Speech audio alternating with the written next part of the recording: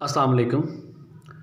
आज की इस वीडियो में हम ऑपरेटिंग कैश फ्लोज में नंबर 4 और नंबर 5 पे जो हम cash receipt from interest income और cash receipt from dividend income की बात करते हैं, उसके बारे में डिस्कस करेंगे कि इसे कैसे फाइंड आउट किया जाता है और इसको फाइनेंशियल अकाउंटिंग स्टैंडर्ड बोर्ड और इंटरनेशनल अकाउंटिंग स्टैंडर्ड नंबर 7 में कैसे ट्रीट किया गया है।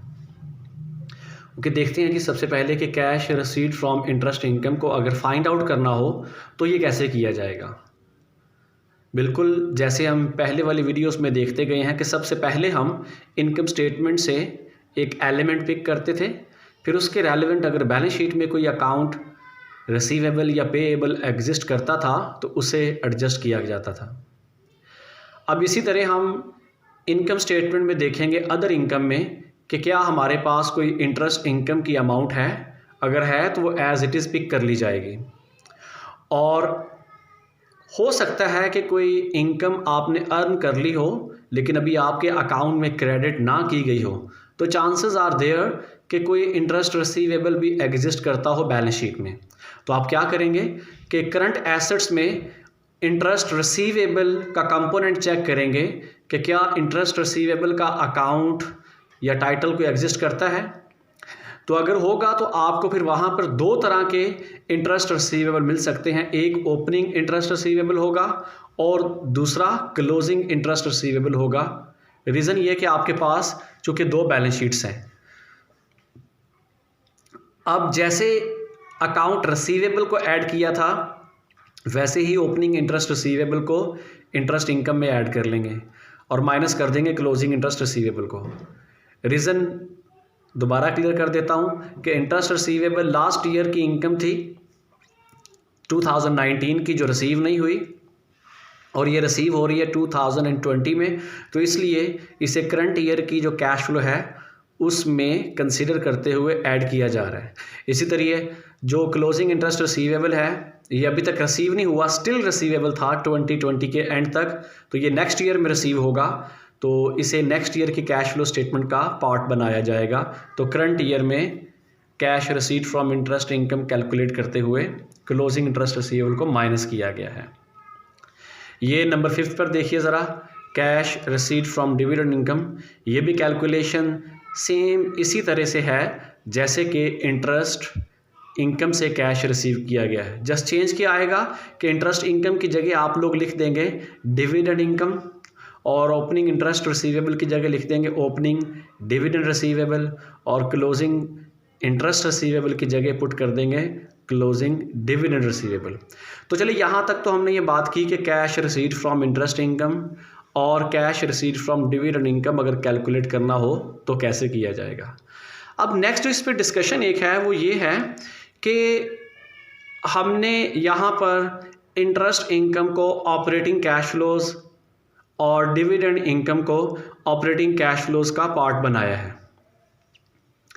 तो अब अगर ये बात है, चूँकि ये हमने इन्वेस्टमेंट की होती है, इंटरेस्ट इनकम क्या है कि आपने कोई डेट सिक्योरिटीज़ बाय की होंगी, किसी और जगह इन्वेस्टमेंट की होगी, तो उससे आपको इनकम रिसीव हो रही है, रेवेन्यू रिसीव हो रहा है। अब चूँकि ये इन्वेस्टमेंट पे इंटरेस्ट इनकम रिसीव हो रही है, इसी तरह एक्विटी इन्वेस्टमेंट पे डिविडेंड रिसीव हो रहा होगा। तो लॉजिक तो ये कहती है कि इन्वेस्टमेंट पे जो रिटर्न आ रहा है उसे इन्वेस्टिंग कैश फ्लो का पार्ट होना चाहिए। तो अब यहाँ पर जो आपको सपोर्ट मिलती है वो आप लोग फाइनेंशियल अकाउंटिंग स्टैंडर्ड बोर्ड के जो मेंबर्स हैं टोटल 7, उनमें से 4 मेंबर्स सजेस्ट ये करते हैं कि इंटरेस्ट इनकम और डिविडेंड इनकम को ऑपरेटिंग कैश फ्लोज का पार्ट बनाया जाए।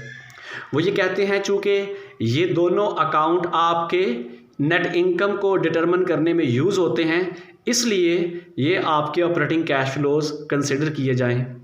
जबकि 3 मेंबर्स जो उसी बोर्ड के हैं, फाइनेंशियल अकाउंटिंग स्टैंडर्ड बोर्ड, उसके जो 3 मेंबर्स हैं उन्होंने डिसेंट किया है इस स्टेटमेंट को।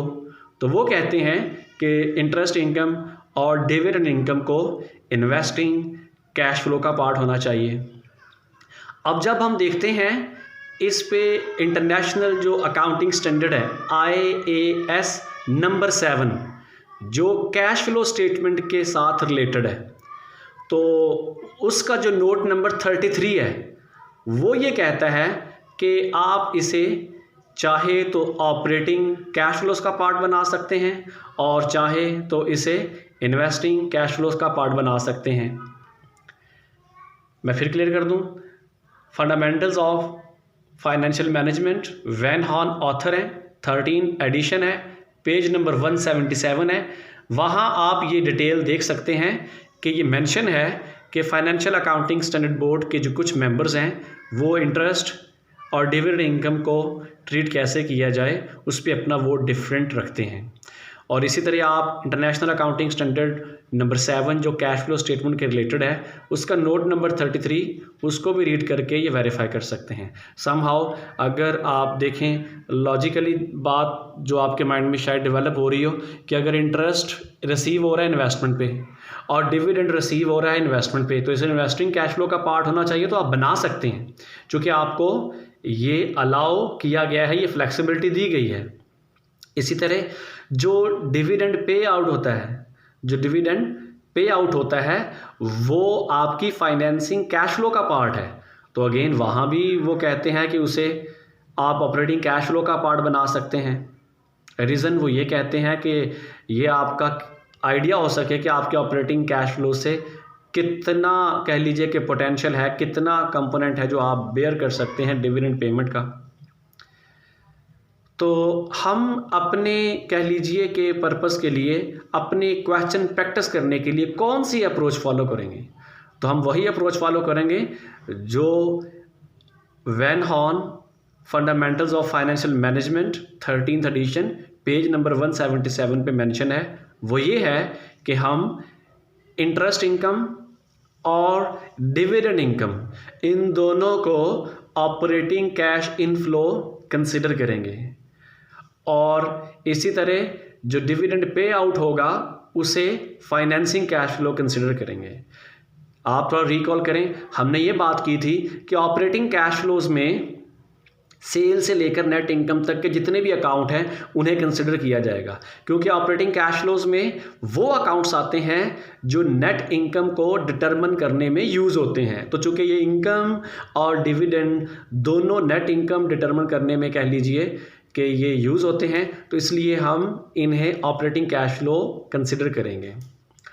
तो प्लीज़ अगेन मैं ये क्लियर कर दूं कि हम अपने क्वेश्चन प्रैक्टिस करने के लिए, और मैं आपसे भी यही उम्मीद करूंगा कि जब भी आपके साथ क्वेश्चन शेयर करूं या आपको एग्ज़ाम में या कहीं और कोई क्वेश्चन इसके रेलेवेंट जो है वो पुट किया जाए, तो आप लोग जो यही वाली अप्रोच के इंटरेस्ट इनकम और डिविडेंड इनकम को ऑपरेटिंग कैश फ्लोज में लिखा गया है, आप लोग भी ऐसे ही इन्हें ऑपरेटिंग कैश फ्लोज में पुट करेंगे, रिकॉर्ड करेंगे। ओके जी, थैंक यू वेरी मच।